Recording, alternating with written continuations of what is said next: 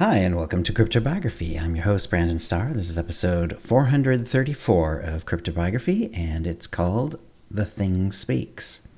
And here we go. You may have seen the documentary about my people. Sure, Carpenter may have exaggerated the odd thing or two, but overall I have no complaints. After the movie ended, some time passed, and then an exploration and rescue team finally came. We took them over, and then, after some time, made our way out.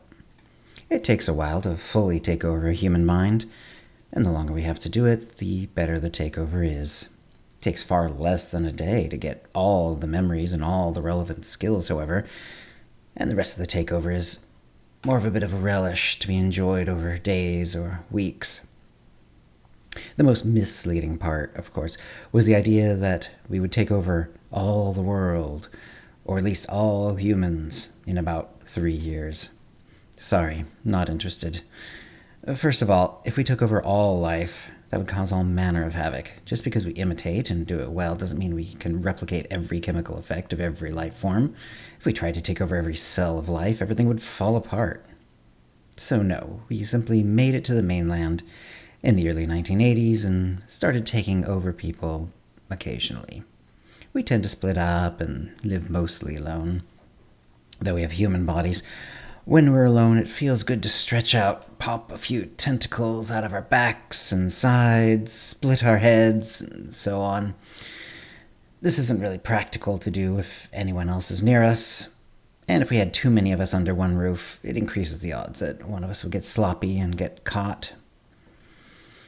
At first, of course, we took over whomever we easily could. Now that we're fully settled, we're highly selective in whom we become.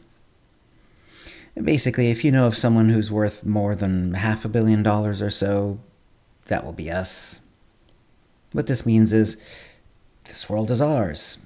You just don't know it.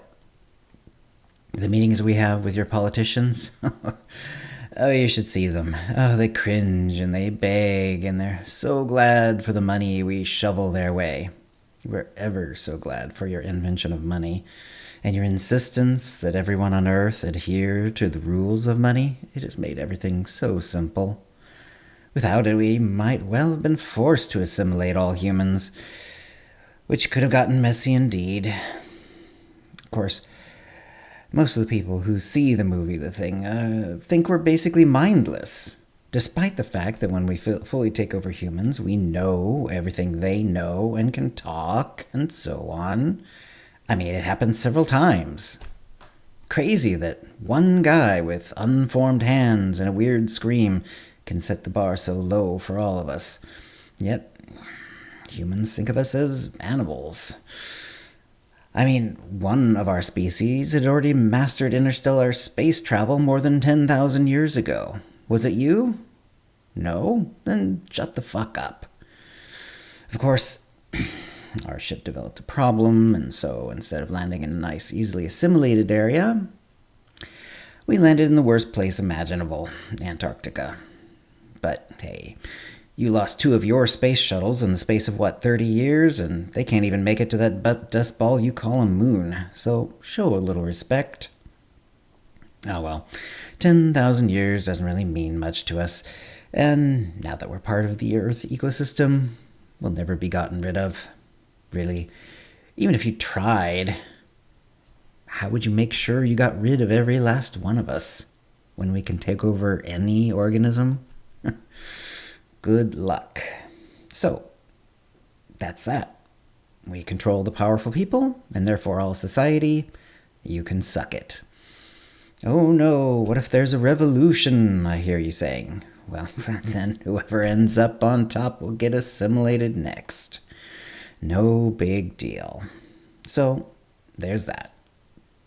And if you really push us, we can just take over all of humanity, and why not when we see what you've done with the place? Okay, granted.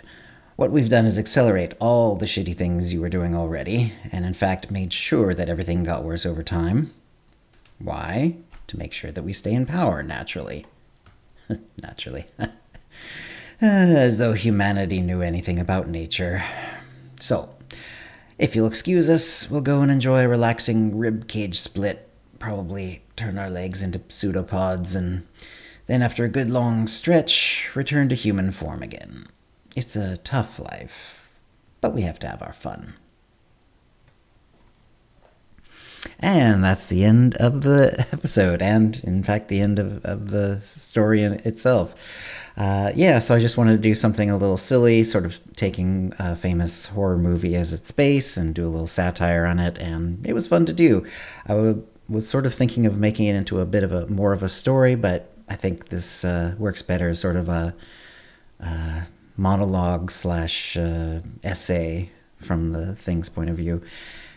Hope you enjoyed it. If you have any comments or questions about this episode or previous episodes, CryptoBiography@gmail.com, or hit us up on Facebook or Blue Sky. And thanks for listening.